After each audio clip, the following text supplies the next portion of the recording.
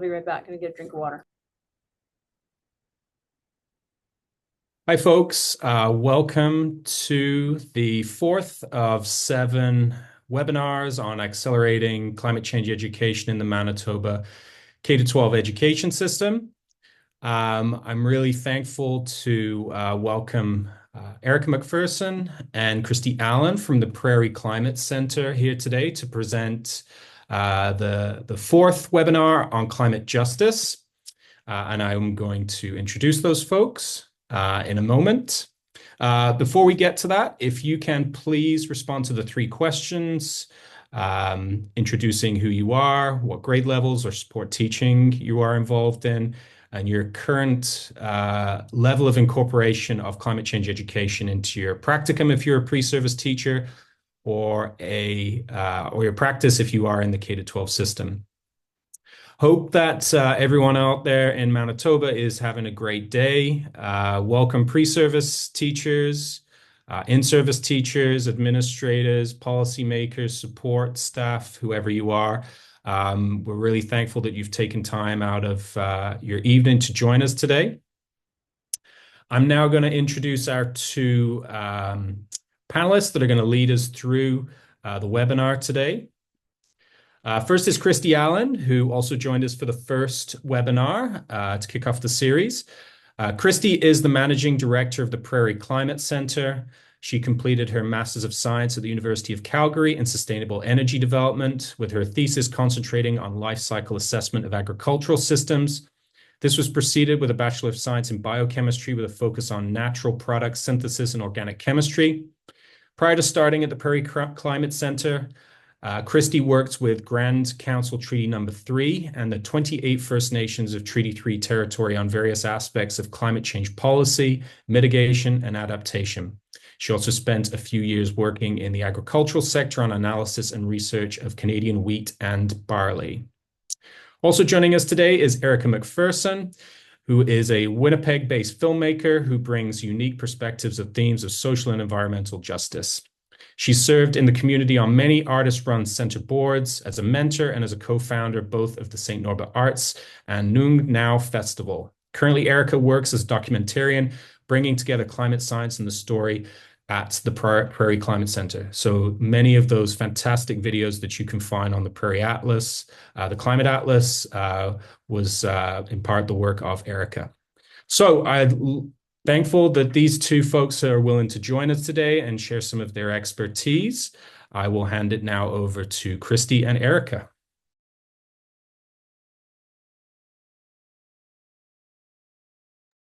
Hold on, managing tech. How does this look? Anybody? I'm getting a thumbs up from Erica. Perfect.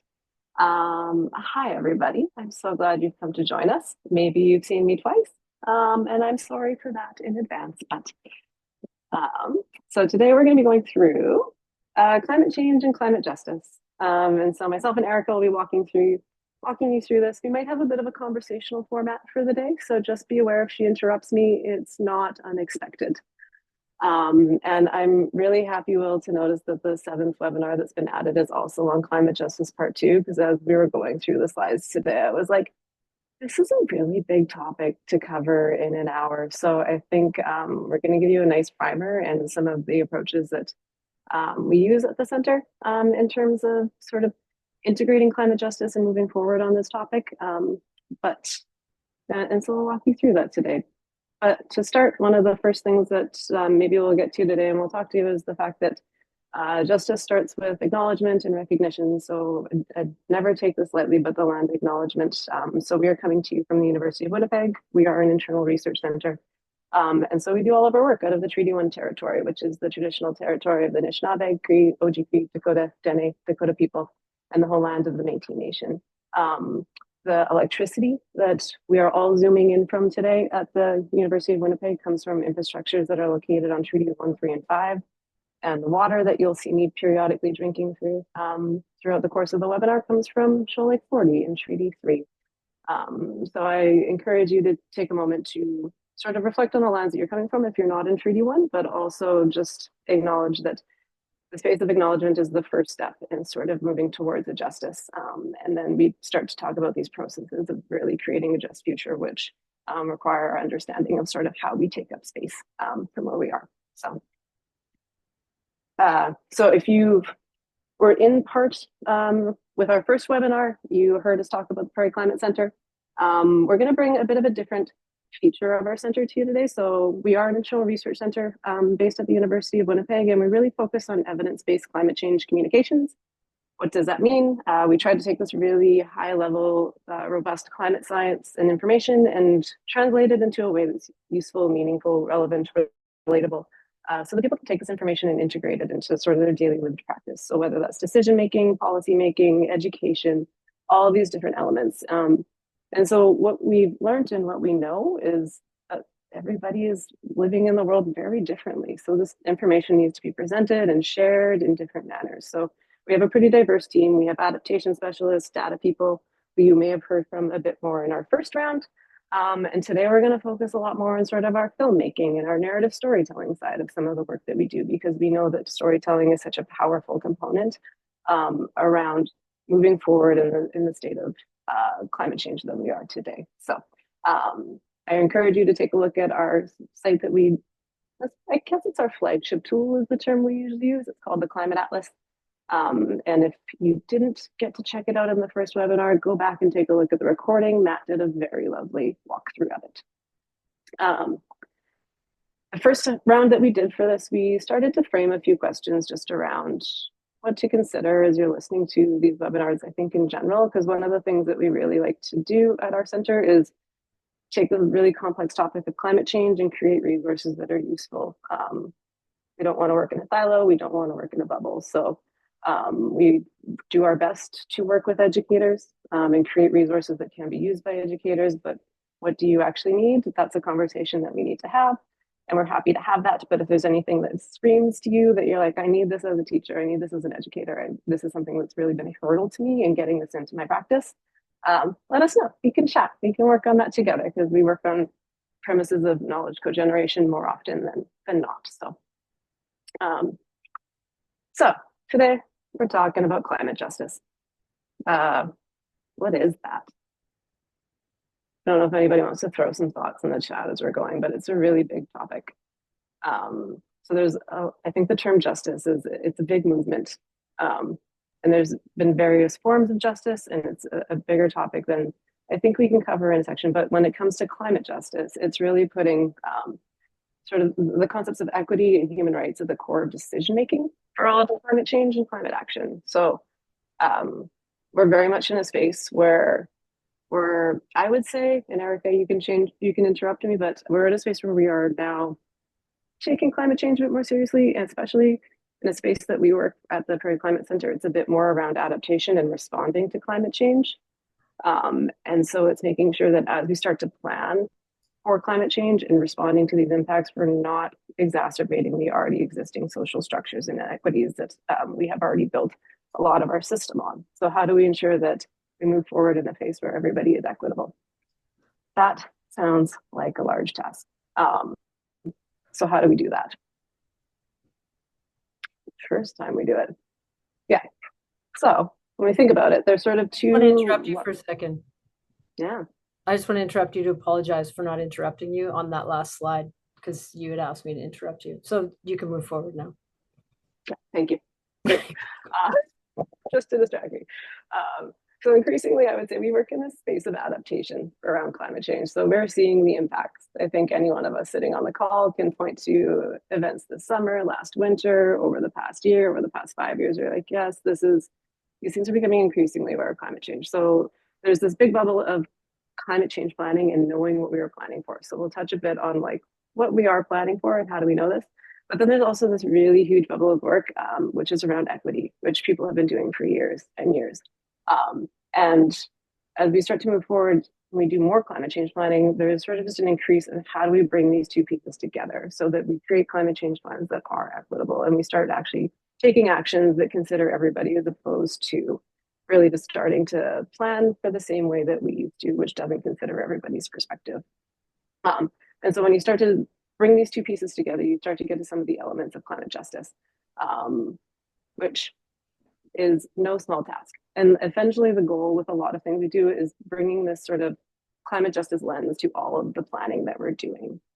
So if you notice, you can take a look at certain elements of climate change planning. You can see that they're done by people who are strictly focused on pieces of infrastructure or individual policies and practices. I think the goal is to create some more holistic plans that really have a whole society approach to ensure that nobody is being left behind in this space. And so really the goal with respect to climate justice and moving forward in this planning space is that we are creating just and equitable plans. Erica, any thoughts? Yeah, just really that we're in such a learning space right now because it's opening up, everything bumps up against climate. And yeah, it's such a big space that we're all learning in together. Yeah, it's true. It is a more emerging space, you would definitely say, in terms of the integration of these two pieces. So in order to plan for something, how do we get there? There's sort of two core elements, and they come with different names, and there's different lingos around a lot of the justice and the equity space, but there's sort of two big steps that we'll talk about today. And I think it's maybe worth noting that we're pulling on a lot of our lived practice here at the center and how we approach this. So there are many other core elements around creating a just future when it comes to planning for climate. Things like policy and advocacy and activism are really important.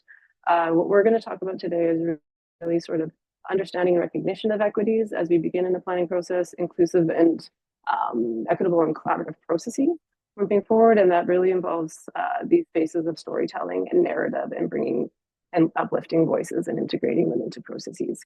So I think it's maybe to acknowledge that we are coming at this from a space of where we work, and there are many other elements to this as well, which you'll probably hear about in the second part of the climate justice webinar in November, but also in many other spaces too. So you can't do everything. It's something I remind myself of daily. And as we do a lot of this work around equity and justice and really bringing in diverse perspectives, we rely really heavily on the space of knowledge co-generation. It's a really essential piece of all the work we do, and in particular in this space as well. We've done a lot of work with Indigenous communities, Indigenous knowledges across Canada, and this involves a lot of video-based work, but also two-eyed seeing principles and philosophies in that space. We've also done a substantial amount of work with the disability community as well. So as we sort of get further into the presentation, we will be sort of focusing in a bit more on some of the disability justice work we've done. As an example of process, there are obviously so many other elements of justice in communities that can be featured and highlighted, but this is the one that we have chosen for today. So as we saw those two bubbles earlier, to really get to the space of climate justice, you have to start understanding equality and equity, as well as what are the climate impacts that you're planning for. So in the first webinar that we did, if you didn't see it, go back and take a look, or we did a bit of an overview of sort of what we're looking at in Manitoba in terms of those impacts or hazards that we are planning for and will expect to see. So quick overview, these probably won't come as much of a surprise. More heat, wildfires and smoke, droughts, flooding, extreme weather events. These are all things that when we look at sort of the climate projections that are coming out and the state-of-the-art ones, that these are all things that will become more prevalent in the future and things that we're already seeing, but already knowing that we need to plan for. So this is really a key piece when you start thinking around the space of climate adaptation and climate planning. These are the pieces that we're starting to consider, and we're already experiencing them. So it's what are those consequences that come when these hazards and impacts occur? And what do we need to really start considering to have a resilient and robust future? If you didn't catch the first webinar and you want to go take a bit more of a look on sort of the knowledge translation side of climate science and the projections and some plain language summaries to better understand, you can go to the Climate Atlas of Canada, which is climateatlas.ca, or you can watch Matt walk through the webinar from the first round too, and I'll give you a nice little tour of the Atlas.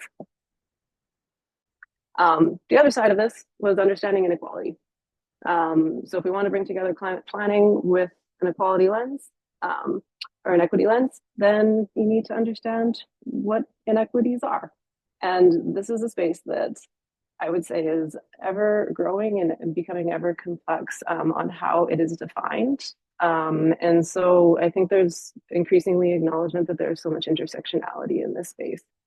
And so at some points, there's lots of really great people doing work, and it's moving beyond sort of conversations around we talk about race, or we talk about class, or we talk about gender, and there's an increasing awareness that all of these things are compounding factors when we talk about inequalities. So I think this is a starting space, and this graphic is from a group called JAS. So Just Associates, it's a feminist group, but I think it's one of a really good image in sort of understanding how all of these factors come together to create people who are more disproportionately impacted by certain elements of climate. And we'll talk about that in a second as well. But I think taking a second to sort of look at sort of the intersecting layers on this is really quite nice. And I'll make it a little bit bigger for you so you can do that. Erica, any thoughts or comments on this? No, I just wanted to just really reiterate what you had said earlier, which is we can only do so much. And though this graph is so expansive, we've really focused our attentions so really in the disability justice community and Indigenous, Métis, Inuit communities. Yeah. Storytelling. Yeah. And so I think beginning as a starting point in sort of planning for climate, we begin to understand these inequalities. So as we start to think about some of those impacts that I mentioned earlier, so we're talking about flooding or heat waves or extreme weather events, we can start to think through how some of these impacts, some individuals might be more vulnerable than others, or made more vulnerable by the systems in which they operate in. And some of these systems that we're thinking through in terms of inequality, they're structural. So there's these elements of colonization, racism, ableism, classism, but there's also socioeconomic. So when we talk about just having the means and the resources based on income and all of these elements, people are have a better chance of responding than others. And so some people are just more vulnerable than others. And those are the people that we need to be, those are the elements that we need to consider when doing this planning so that there is no one left behind in these spaces. And then a big one within the climate movement is the intergenerational inequities, which is always, it's an element that you just need to break apart a little. And Erica's like, I'm going to ask you to break this apart. So I'm just going to do it before she asks me the question. Yeah, could you break that apart a little bit? Yeah, thanks. Break it down. And there's like these, I think within the climate change space, we regularly see that the people who are most disproportionately impacted by climate change are those who are contributing to it the least. And so when we start thinking about some of the, about the age thing, I'm getting old. The younger populations haven't contributed as much. They haven't been here as long, but when it comes down to it, they are the ones who are going to have to live with these impacts the longest. And that's why you're seeing so much of this movement coming from the younger populations, and they are wanting to talk about this, and they're wanting to push the agenda on this. And so I think they're starting to understand more so than other generations that this is now their issue as well, even though they haven't had a chance to really, they haven't been the ones who are contributing to it nearly as much. So there isn't intergenerational inequality around the climate change conversation in particular as well.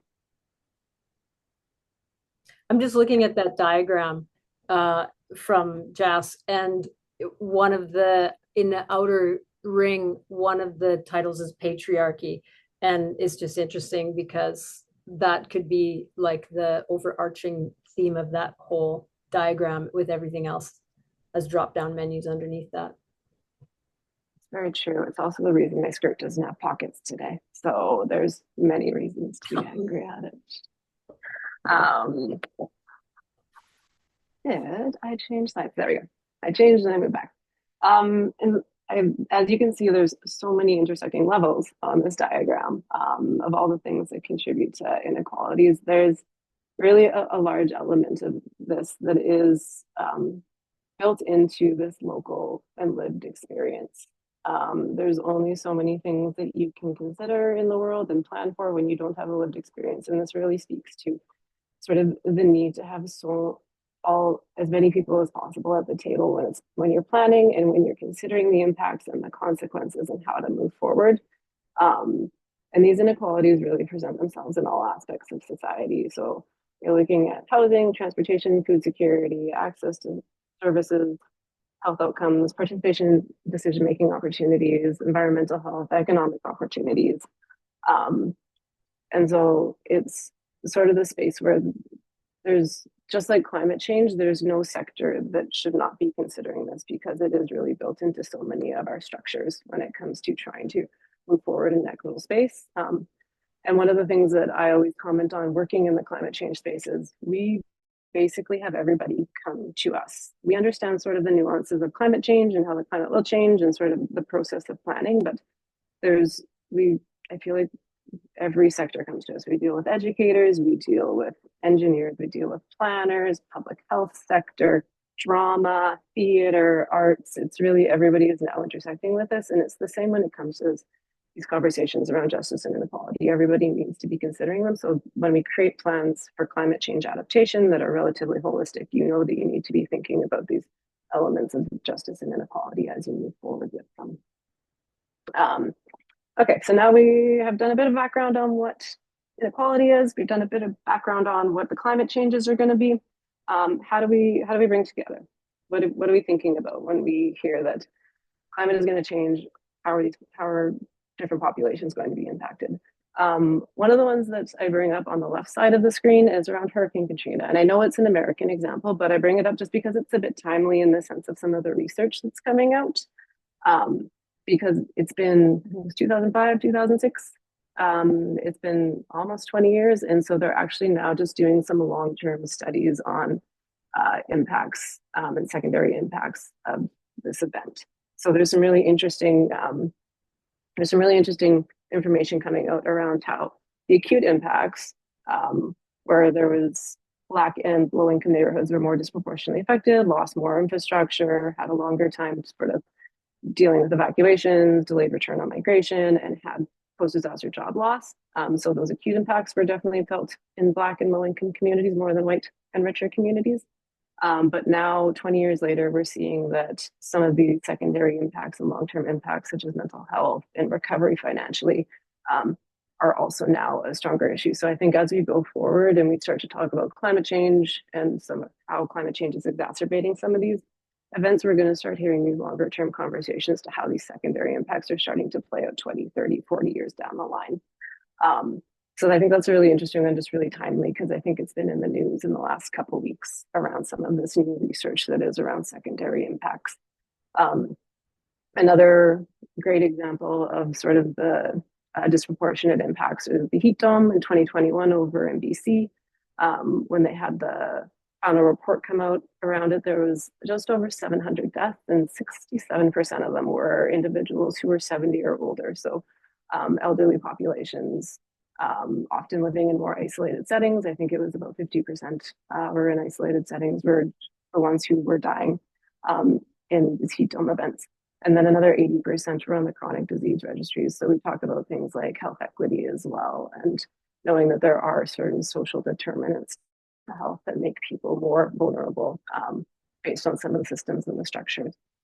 So starting to understand that every single one of these events, you can probably start to consider a population and how they might be disproportionately impacted by some of these, by the climate changes that we're going to see.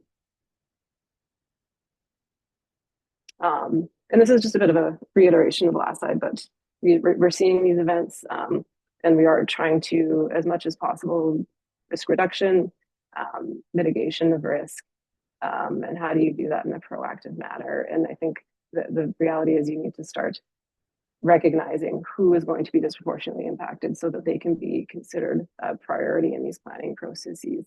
And there's many factors that would make people more vulnerable to some of these impacts: race, gender, socioeconomic status. And it's starting to understand how, and working with them to understand how that we can better plan in order to ensure that that individuals are safe and taken care of in the space of climate change. And there's a few ways to start with this as a beginning phase. Understanding historical context is a really big one. It's hard to understand how we're dealing with sort of disproportionate impacts if we don't understand the historical roots of discrimination and bias, and how these connect to some of the social movements around health equity, social justice with respect to climate justice and environmental justice.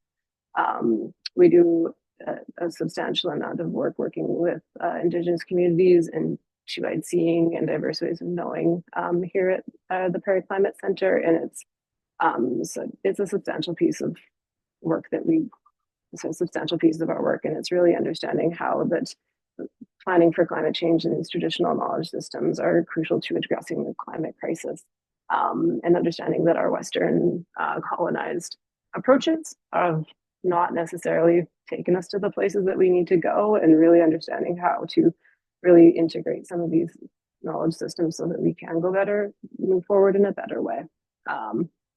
Understanding the impact of climate change on public health is a really huge element when it comes to starting to think through this equity and climate justice lens as well. We're all concerned about our health. It is the main reason that we are still able to move through the world, that we are healthy and happy. And if you are more vulnerable due to many of various reasons, things as asthma, chronic disease, vulnerability to health, there's various elements that with all of these impacts, so with all these climate change impacts, that is increasingly something that needs to be considered in the planning processes. There's a big space of self-reflection. A lot of work in the climate justice movement makes us understand our power dynamics and our identity and our privilege and access. And reflecting on that as we interact with other people and how power dynamics work, and how that may influence the decisions you take or the approaches that you take, and really trying to address gaps within your own space and work.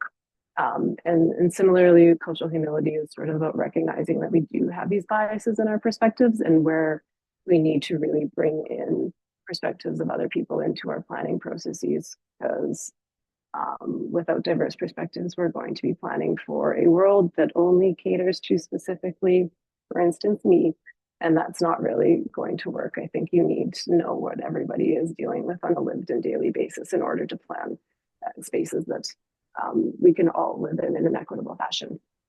And this all sounds like a lot. I guess arguably, in a way, just to take a pause there, we do live in that world that you just described, and we're moving. We're trying to push it. We're trying to push that needle so that we're not living in that world that's prioritizing the needs of just a few of us. Yeah, and a lot around some of the climate change and climate justice work goes through the phrase of system change, not climate change. Which I think is always appropriate. And as we start to think about taking these processes for planning, it's a nice way to start to think about how to break down some of the cultural norms and how we do things. But I think understanding this intersection it's a daunting space, especially when you start talking about breaking down a system of existing work. But this is not an individual activity, which I think is always reassuring that there's many people in the space working for justice on so many levels, and within the climate change space is no different. And so I think it is knowing that this is definitely a collective effort, and when considering climate justice and bringing it into practice, it's the more people, the better that you can engage with, and it's about relationship building, it's about collaboration. And this is where I'm going to bring Erica in to talk about sort of the role of storytelling and the uniqueness of like narrative and some of the documentary-based work that we do at the center that really works to highlight the lived experiences and perspectives that are essential in order to move forward in a just way. Okay, well, the images that I'm going to speak really specifically to the work that we do, because I mean, just really leaning into what Chrissy just said, it's so huge. We can only do the piece that we do. It's otherwise it's overwhelming. And even just watching what Christy's put together so far, I'm a little bit like, wow, that's overwhelming. So, as important to the work that we do, you look at the images that are on the screen right now. The lower two images are from interviews that we were just conducting 2 weeks ago. So as an example of the kind of work we do, a portion of the team here from the Prairie Climate Center were at the the AFN climate, the third climate gathering in Calgary. And we were also at their first climate gathering, which was in Whitehorse, I think in 2019 or 2020. And so like we have these incredible opportunities, this being one of them, where we're in this gathering with just like some of the most active, like the people most active from Indigenous, Métis, Inuit communities in the, in the climate world, and youth, elders, knowledge keepers, political figures. And of the 1,000 people that are there, we're in this room and it's like 15 people. We've had 15 people selected for us to interview to be able to create like an overview video of this event, of this huge gathering. And so, I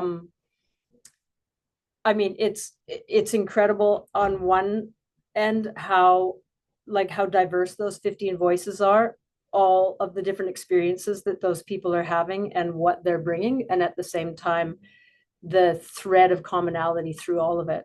And so, so just as storytellers and as filmmakers at the Prairie Climate Center, we're here to listen and to learn.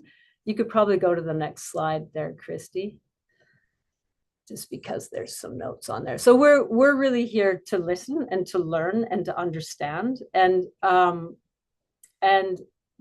just in why, I mean, it's unusual that we have this this film lab within this climate science space. But the stories are really important to making sense of the world. And it's something that we all share. And I mean, that as educators, you especially know that, and you're working with that all the time. But it's what we all have in common. So even if the stories vary, we all understand how to work with the narrative, except maybe Christy, who claims she doesn't watch movies or read narrative books. She just is on a learning path. Is it true? I watch our movies. You watch your movies, okay, but an anomaly. Mm-hmm. But it is something we share, and they're very powerful. And the stories, they take us into, like, if we're working with climate information, stories take us into people's lived experience, and they help us to empathize with other people's experiences. And really importantly, stories provide context. So within the context of climate justice, the stories help us really understand what it is that we're looking at, because the climate issues bump up against everything. Everybody's life experience is now impacted, whether you're disproportionately impacted or have great privilege, your life is impacted by climate. So in our process at the PCC, I like to think of story as it's like a magical wizard that brings the data to life. Because the data can be dry and also a little bit inaccessible when we're really trying to understand what that looks like on the ground, just boots on the ground. And it can also be, a little bit, it's just a bit impersonal. And some people are really good at reading that, but not everybody is.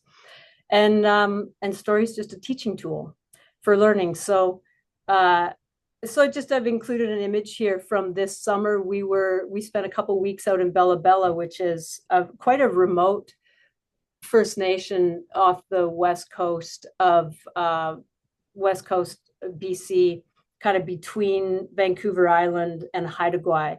And we spent just a little over 2 weeks there in the community. And it's really important to us. Like, sometimes you got to just go in a day and try and figure out what you can do. But really important to us is to try to figure out how to spend time with people and really learn not just what their story is, but what the context for their story is. So where they are, where they're living, what that history is. And so, we had this opportunity to spend time with the hereditary chief, Frank Brown, there, and, go and spend a day with them fishing and touring around the territory and just, kind of being tour guided as a way to help, help us to learn how to tell the story well, I guess. Why don't you go to the next slide, Christy? So I'm just going to tell a little bit more about how we do it. the process of storytelling, and why I think, this is a it's, we've been tweaking and tweaking how we do what we do, and moving more and more into this area of kind of decentering ourselves as, even though we're obviously out there telling the stories, but we're decentering ourselves more and more to amplify and uplift the stories and the voices of the communities that we're working in. So again, whether it's the disability community or Indigenous communities.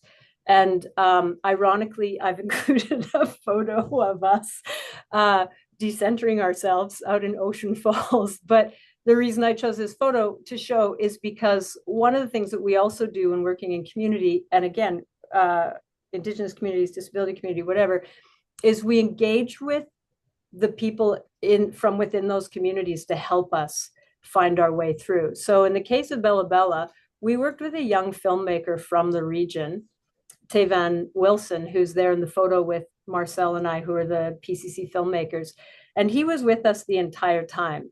And really, again, to help us, not just help us make the film, and of course, we're hiring somebody from within the community to help, but to really help us understand and guide and direct the correct story, the story that needs to be told from within the community. And we arrive into these spaces really without an agenda. Like, we know it's a big overarching picture. It's climate and it's justice, and there's, it's hell in a handbasket in a way. And we want to come in and listen, and listen to hear and listen to learn, and just sort of step out of the way of that flow a little bit. Like, just Marcel likes to use, I don't know, he's got he went to Korea last year and he came back with this like Zen saying, oh, it's like never not know, or always not know, or something. Anyway, it just fits really well. Only not know. What is it? It's only not know. Only not know. Only not know, which is a really, I think, well describes in a way how we approach these stories. And importantly too, is our films are all iterative. So I used to, I've worked in the film industry and also worked in situations where, you lock a film, you got a story, the story is done, the story is locked, it's finished, it's that. But our films are all a little bit open in the sense that, as an example, we work under OCAP principles, which stands for ownership, control, access, and possession. And that would be for within Indigenous, Métis, and Inuit communities. And all of the material that we film in a community belongs to the community. It belongs to the people who we've interviewed. They can do whatever they want with it. If they want transcripts or they want the footage on a hard drive, that all goes to them. When we make a film, regardless of who we're working with, even, scientists here at the U of M, whatever, the film goes to the participants to be reviewed, and to make sure we got it right, to make sure that we're telling the story that the participants want told. So these are relationships. And I think it's I know, I'm not going to go there. It doesn't really matter what I think. It matters more what we do. So yeah, we are also uplifted by this process. Like, it's quite an honor to be able to do this work and to be in these spaces with people and to be able to help kind of amplify and activate what's happening. And it just helps us to do our job better as we go. But yeah, I don't know. I think that's really all I've got, Christy, around why stories work and why they're powerful and what our process of storytelling is. You did great. And I'm gonna show everybody one of our stories. It's movie time. So we are going to play just as an understanding how the stories that Create really help contextualize the lived experiences of communities.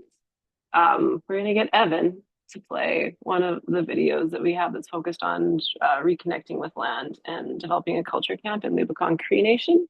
And it's, in a sense, it's talking about how we connect, how communities are connecting with land as a way of reclaiming their traditional knowledges, and how they're moving forward as a space of responding to climate change.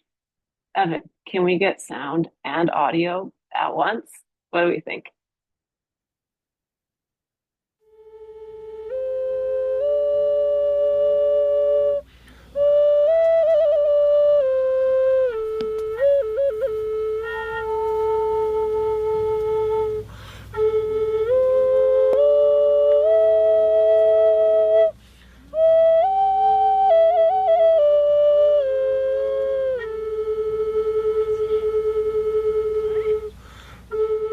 We are the land and the land is us. There is no separation.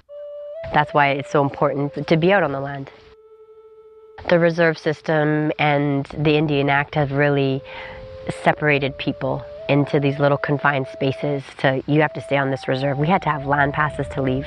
So this type of culture camp and being out on the land is like a type of resurgence. It's a type of re-empowerment and reconnection to who we are as Indigenous people. Right now we're in our traditional territory, and we've been doing a camp here, teaching leadership and also practicing skills, traditional skills like dry meat making, dry fish, and bows and arrows, and drum making. So this is what this camp is all about. We want to take over our own education. We want to be able to access the Indigenous knowledge from elders. We want the youth to be able to use that, knowing who they are, their culture, their families and their own history, even of this land here. We do traditional land-based teachings, and these teachings are for all walks of life, to share the knowledge that was passed on from our ancestors, from our own elders from the land, and through our own life experiences. Land-based teaching teaches you to be more of a community, to help one another out, for the betterment of your environment. Have those values of how to be a good human being, how to treat one another, with kindness, with love, with respect, all of those things. But not only the human race, our own selves, but also to the co-inhabitants of this earth. We have to coexist. And if we start removing those things out of our system, our planet won't function the way it's supposed to. We're dependent on those, just as they are dependent on us.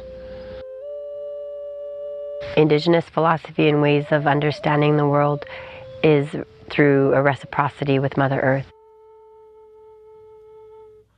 You have to be able to teach your worldview, because it's so different from Western worldview.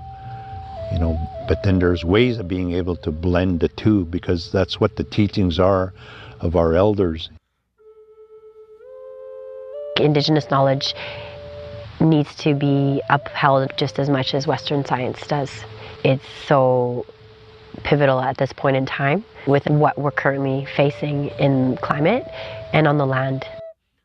It teaches you how to connect to your environment, how to respect the plants, the animals, and your surroundings. It really is one of the keys to solving the climate crisis. Our people have always lived so sustainably and very healthy off the land. We have to figure out ways to reinstate that knowledge into our communities. And so why it's so important to have culture camps like this.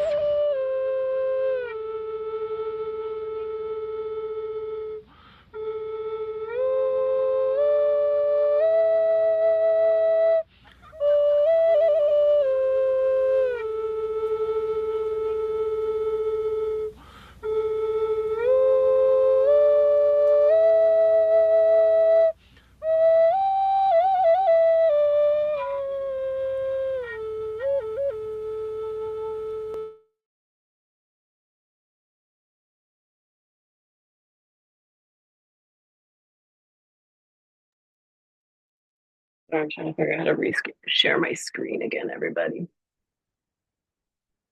The always fun activity. Okay. Almost there. You got this. Of all the anxieties I have in the world, you'd be amazed at how this one reaches the top.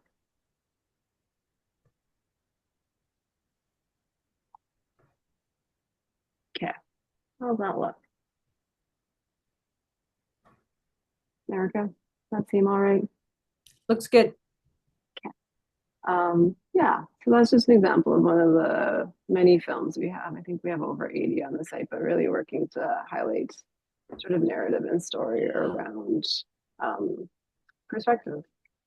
So I think just a few slides left, everybody. We're going to make it to the end. But I think one of the ways that this is moving into this conversation around equity is moving into the climate change space increasingly and trying to respond to, as Melina says, the climate crisis is, we're increasingly seeing people trying to respond to climate change through planning efforts. And we did an event in November 2023 with the disability justice community filming, screening our film and just having conversations and panel discussions. And one of the panelists said, if one person is left behind, we're all left behind. And how do we get through that shift? I think it's a change in thinking, increasingly knowing that we're all in this together and that these planning spaces really need to be considerate of everybody and anybody. And so if we are leaving one person behind in the planning process, we really sort of have failed. And I think that's maybe one of the nice things where this climate change planning space is an opportunity to move into the future and recreate some of these systems in a more equitable and just fashion. Hopefully we start to know a bit better. I think it was Martin Luther King who says the arc of the moral world leans towards justice. So I think we're increasingly maybe moving that way, but because there is such a push in this space.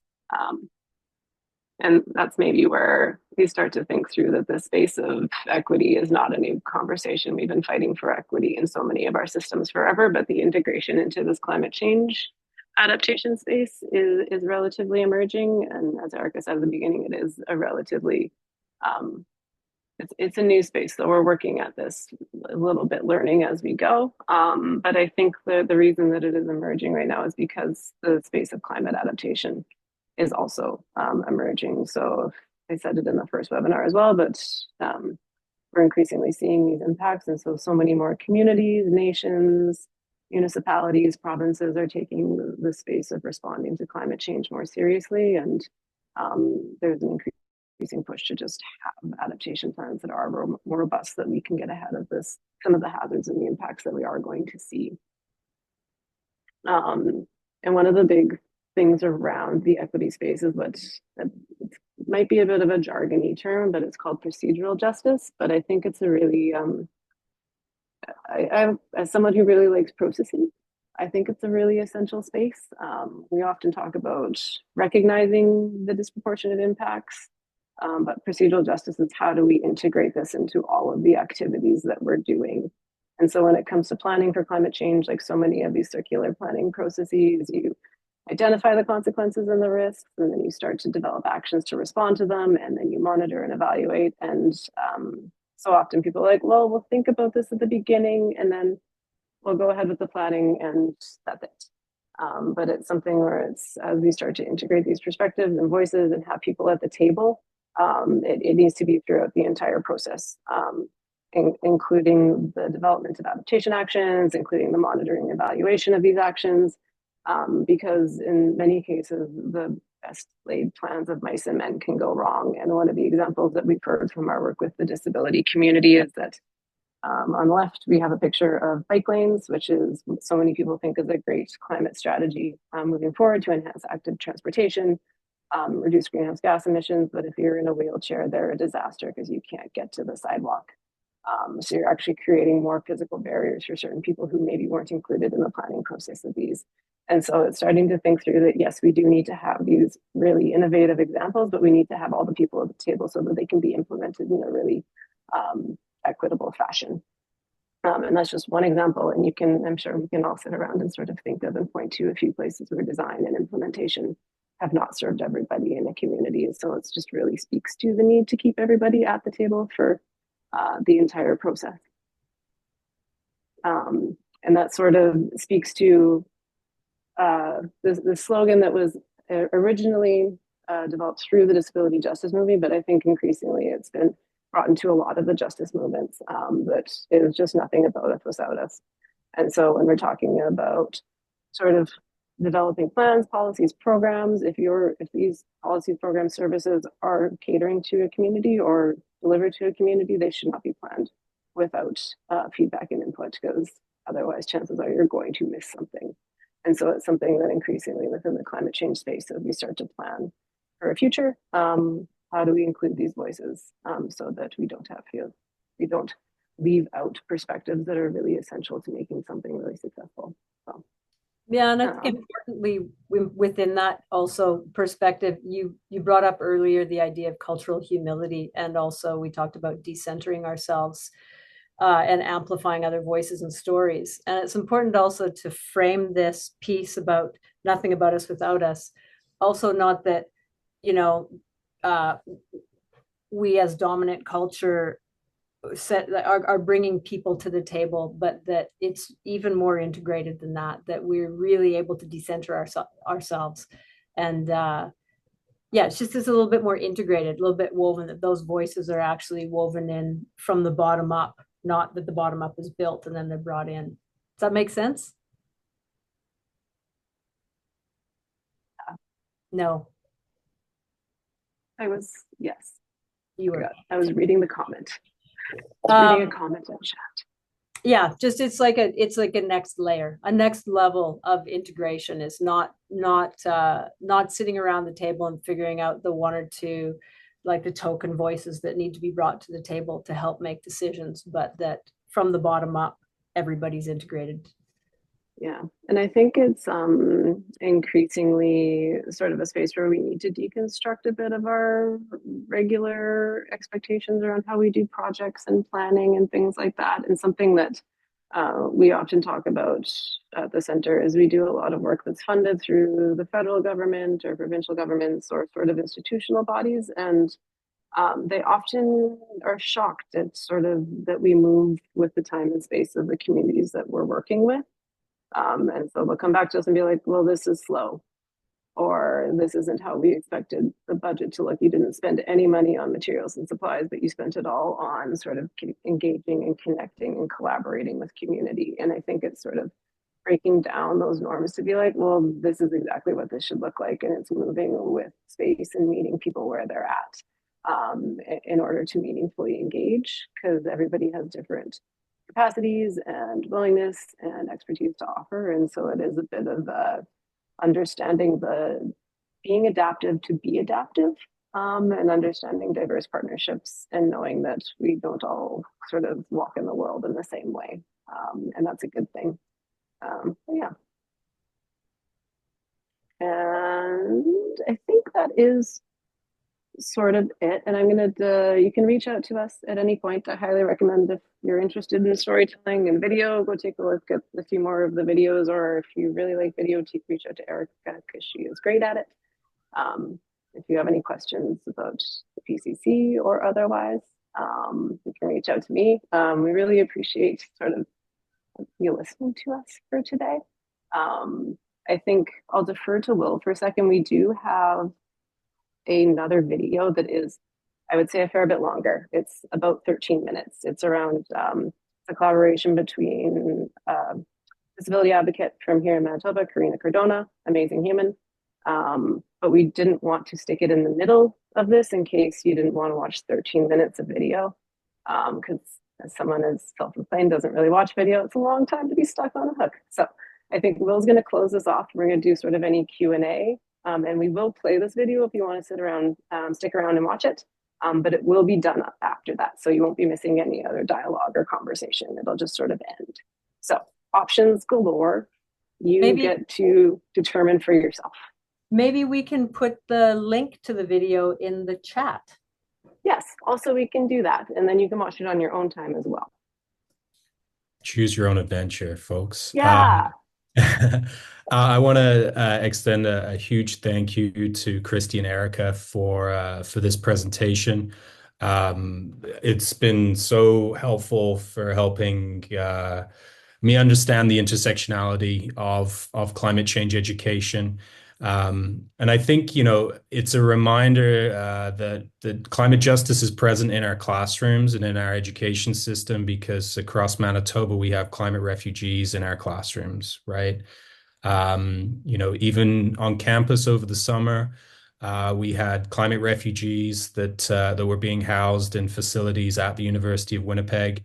Those that were fortunate enough, and then also climate refugees that were sleeping unhoused on the streets downtown Winnipeg as well. There are climate refugees that are living in hotels because they're not able to go back to their communities in Manitoba. So this is raw, this is real, this is on our doorstep in the K-12 education system.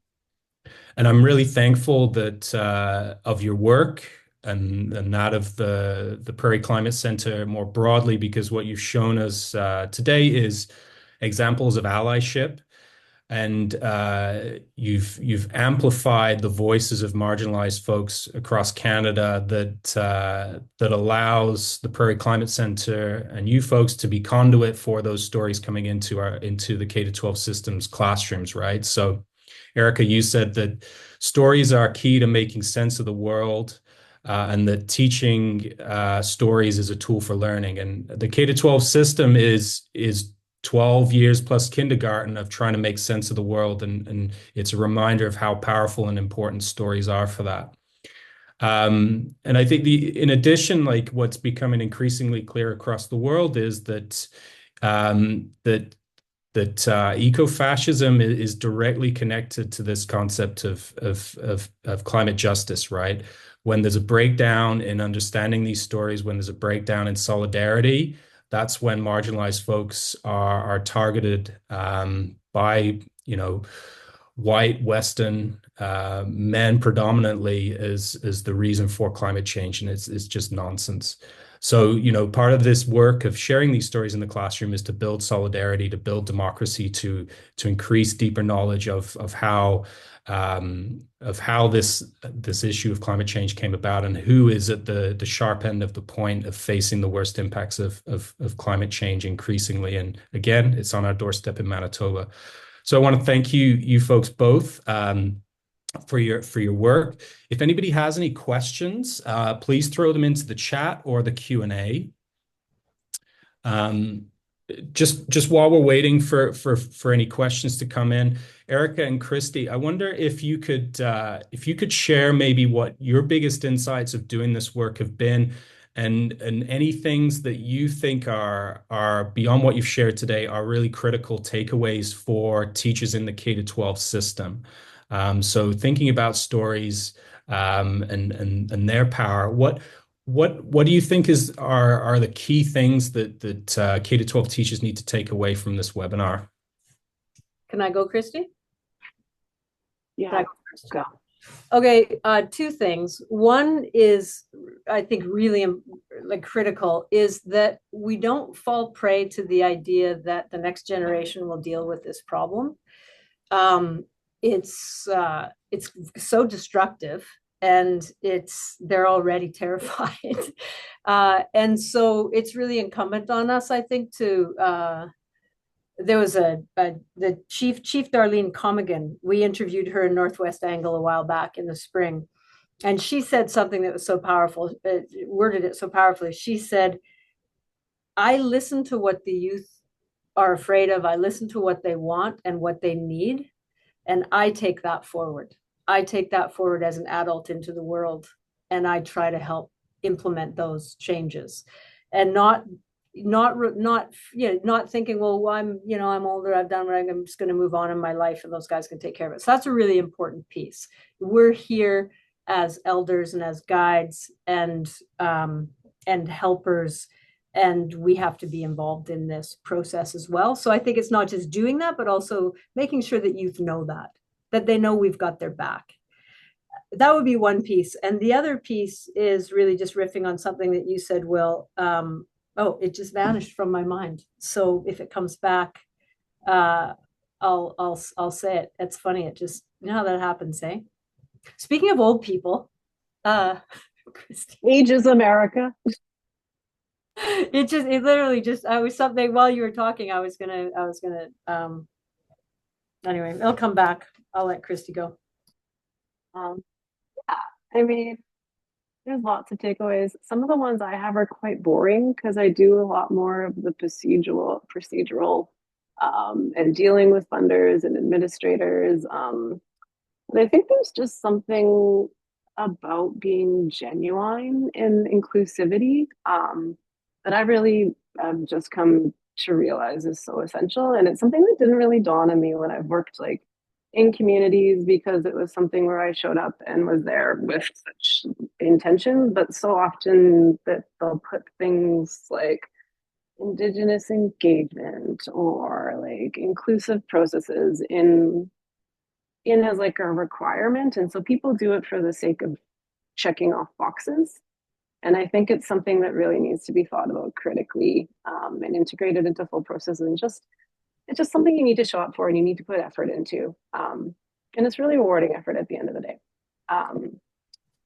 So yeah, I think that's maybe it. Just being a genuine good human is really helpful as opposed to doing things just because you're told to do them.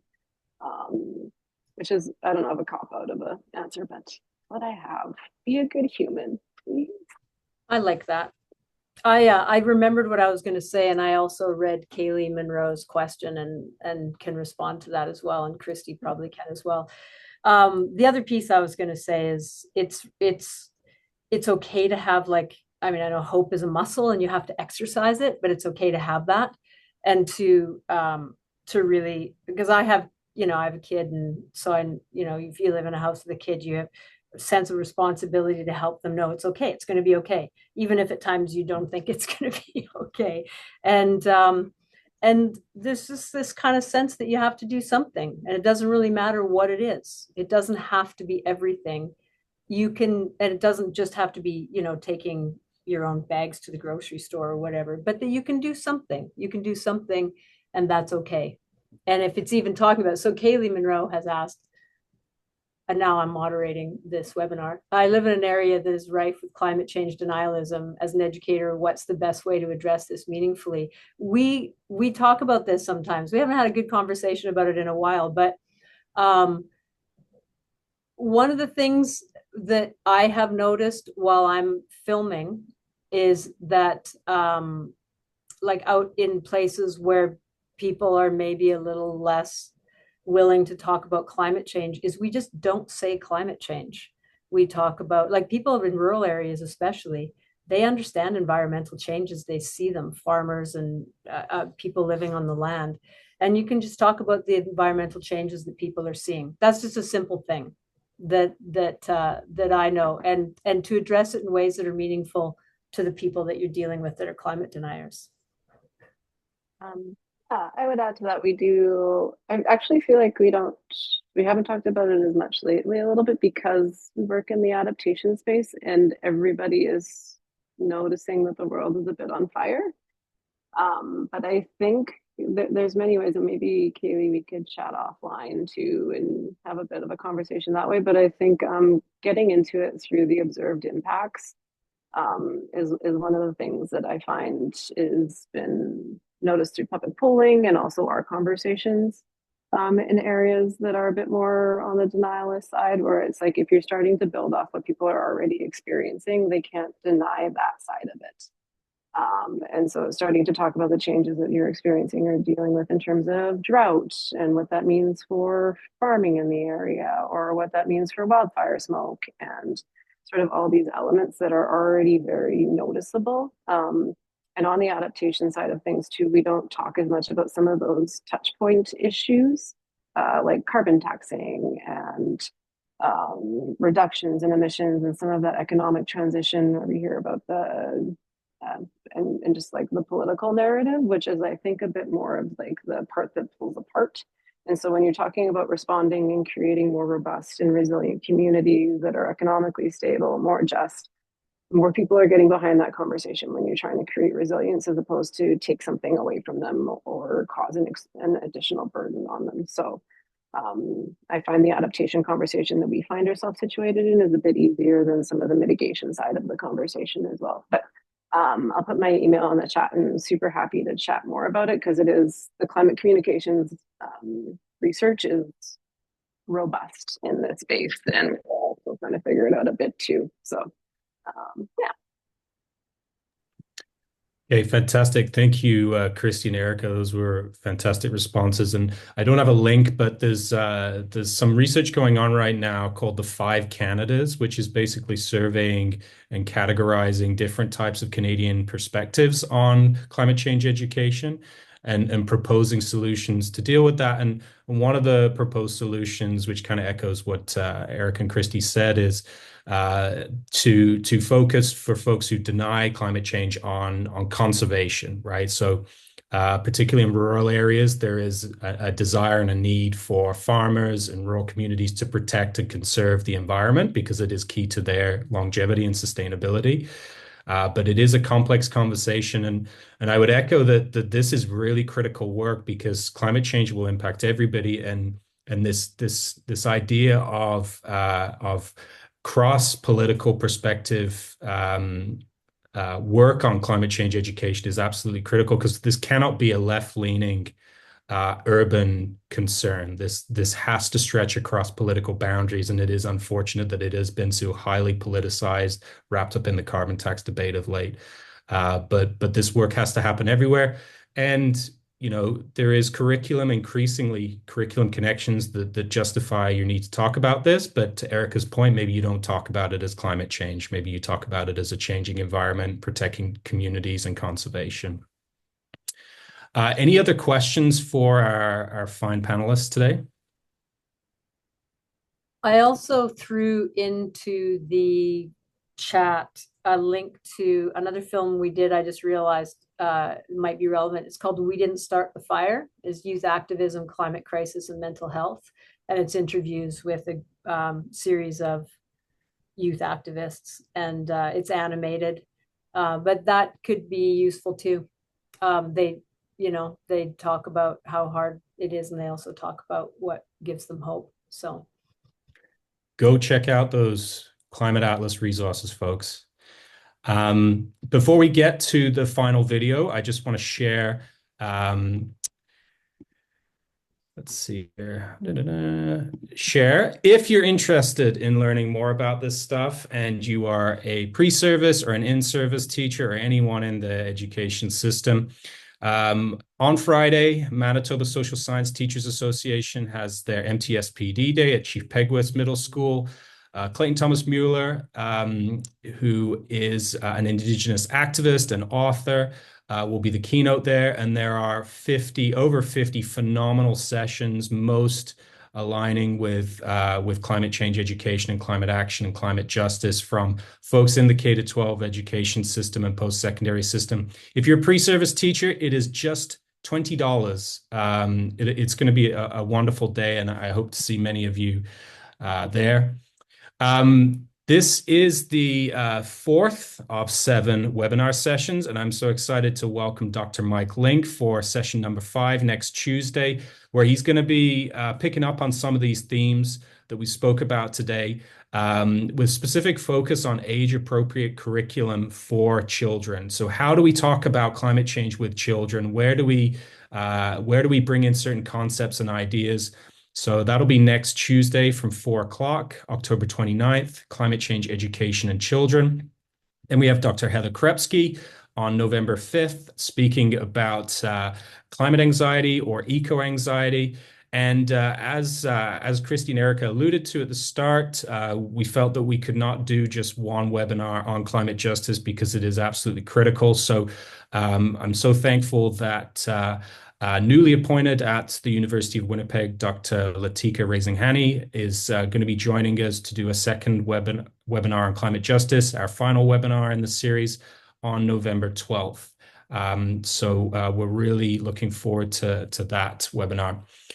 Lastly, I know that many of you have been asking about it. So if you want to see recordings, you missed a recording, or you want to go back and watch a recording, the same place that you registered for this Zoom series, you can go back and we are posting recordings. So we've got 2 up so far.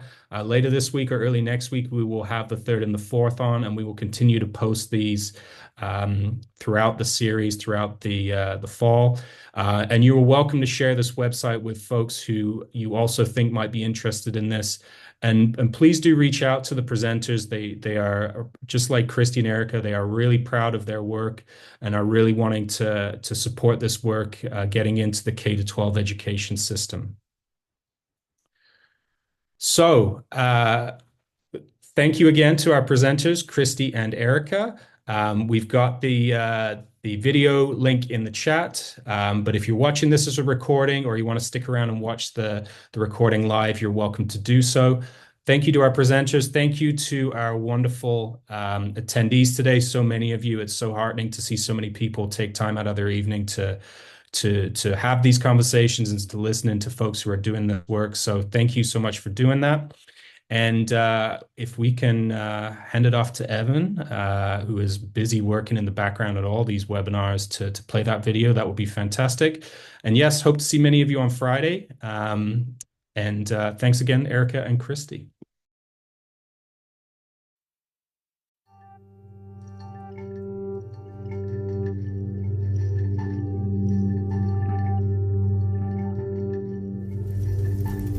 How my life will be governed in the moment of an emergency is so different than those who can run past me. The people dying the most in heat waves are actually people in the nursing homes, and that's because they're utterly unprepared. From a disability perspective, when there's natural disasters, we tend to be one of the groups that's left out of the evacuation processes. In some cases, we're left for dead. Around climate change, the whole world is needing to shift. And so planning for emergencies really is about how we're going to help one another in those situations and who's going to be ready and how are we going to prioritize and how do we train for that. And so a climate adapted future means that there's an awareness and understanding of the increased risk to disabled people's lives. We need to have systems in place and people need to be ready to help us. And not as like a pity, but I'm equal to you and I deserve to live. Disability is chronically unexpected. We are the world's largest minority, over 1 billion people, 22% of the working age population of Canada. We have to start to expect disability, see the disability as a natural part of the environmental landscape. And when we think of environment, it's not just the physical environment, it's the attitudinal environment too. Starting to realize how climate issues and disability justice collide and how they interact. So are we thinking about the unique needs of people with disabilities? You know, not just someone who looks like me, someone who's in a wheelchair, but there's people with disabilities with all kinds of unique needs, and we want to make sure that we're including them in the climate adaptation, you know, working with people closely to make sure the solutions that we're coming up with are accessible, whether it's planning for flooding, which tends to happen a lot in Manitoba, or any other thing that can happen as a result of climate. There's so much evidence that people with disabilities are disproportionately affected by climate change. It's quite clear, and you see it in mortality, and there's just the data is there. And they're not considered in policies to adapt or respond to climate impacts. In the 2015 Paris Agreement, which is the international agreement that governs how we're going to fight climate change as a planet, there's a number of groups that are named as being more affected by climate change than others. People with disabilities, they're in this agreement that Canada has signed. Canada's climate adaptation policy and strategy, they don't have disability. So the government of Canada is not trying to design policies to enhance their resilience, but this is what governments should be doing. And you can't develop a climate adaptation strategy and not include people with disabilities. Disabled people should be invited to the table. And if we're not invited, we need to demand to be there. And I think that's where we're at right now, which is not being invited and needing to demand to be there. As these rights become enshrined, we have to figure out, well, then how do we actually implement them and how do we put them into practice? The key question is, what needs will you have in this kind of scenario planning? But also, what needs aren't being met yet? Because one of the things around disability justice and climate justice is that things that non-disabled people are so terrified of, a lot of disabled people already live. Like income insecurity, unemployment, inadequate housing, poor health. These are the things that people are concerned with, and we're already living that. In particular, Black, Indigenous, and other people of color who also live with disabilities are further impacted because of the intersecting ways that they're marginalized by our social systems. Disability justice for me is about recognizing the inherent value in all human beings. People have different ways of perceiving, different ways of thinking, whose brains work differently, whose bodies work differently. Each of us carries a thing of value that is needed by our society in order to enrich all of our lives. Let's get the message out. Let's free our people. And that we each need the support and capacity to bring that gift to the world for our greater good. Two peas in a pod. I didn't ask to be born with a disability. This is how God chose, like. Good evening, everybody, and thank you for... I don't define myself as defective to start with. And I use disabled people to mean I'm socially discriminated because of my ability diversity, or I'm not fitting ability norms. Everyone expects certain abilities, whether it's body-related ones, like some people expect to walk, but then it's also the ability to have simply a good life, right? Which is the ableism.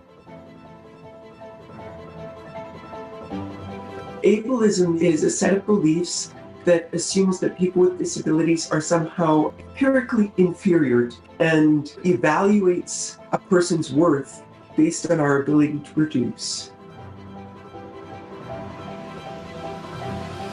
Climate change and ableism share a similar worldview, that the Earth exists as a source of wealth. Any area of the Earth that isn't being exploited for its full monetary value is not serving the greater good in some way.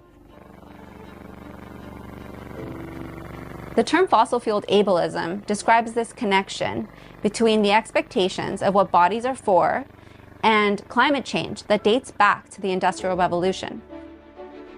We call it the design apartheid. The Industrial Revolution happened. People's bodies became labor in a whole new way to produce profit. And if you couldn't do that in a certain way, we had to figure out what to do with you. And so we became institutionalized. And so cities built up without disabled people participating in them. And now, as we're dealing with climate change, we need to change that.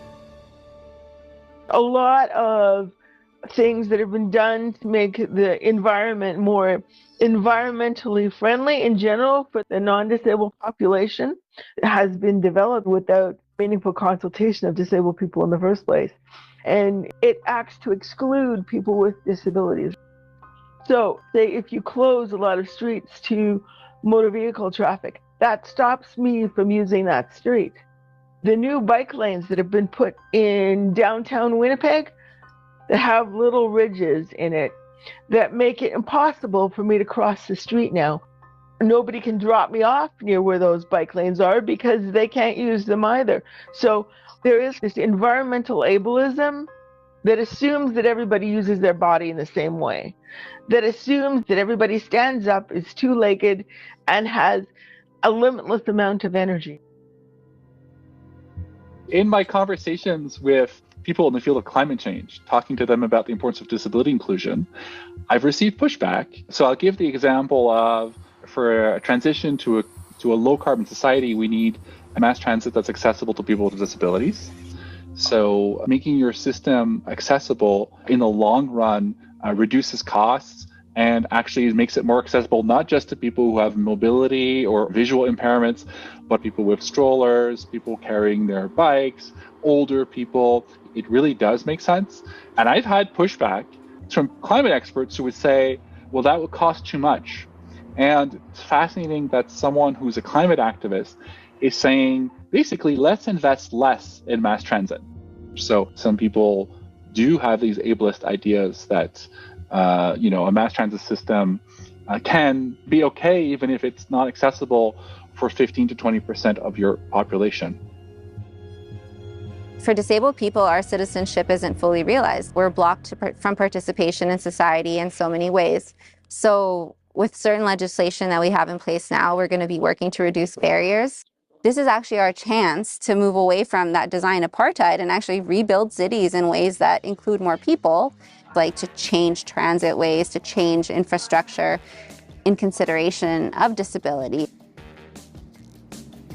The way we structure our care systems, our social services, our other supports, it's important to look at all those systems as well. You know, we've seen some of the things that are happening due to climate change, and you know, we need to prepare for them.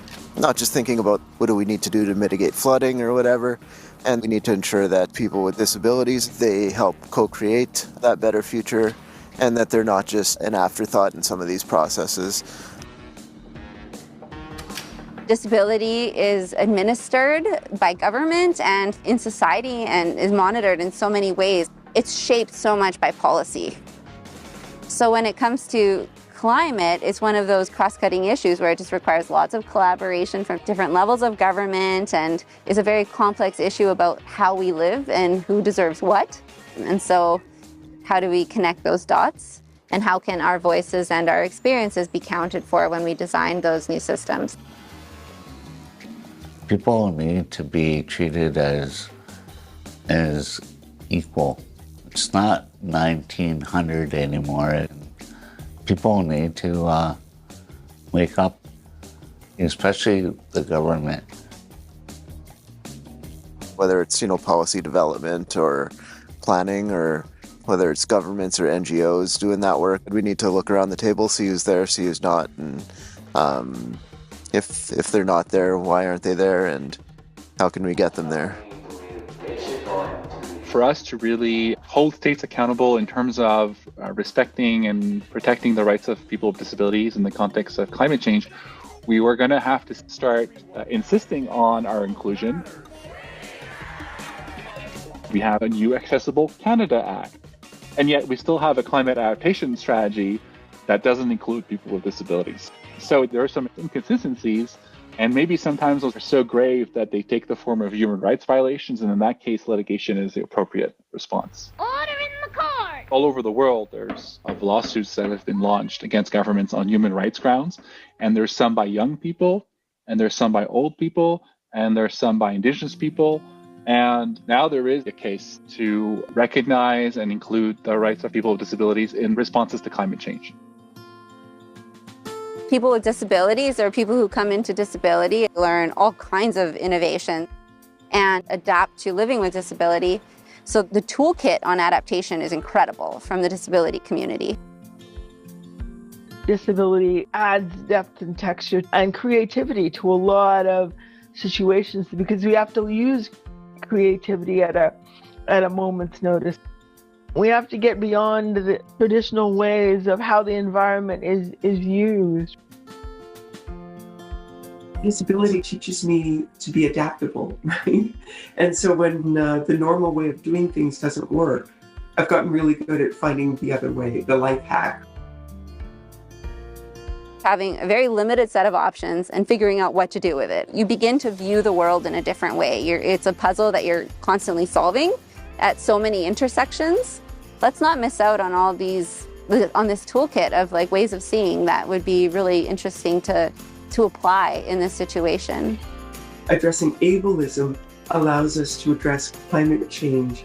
It's the same philosophy that addresses both of these dangers for our collective well-being. And that, we can do that. We can do that.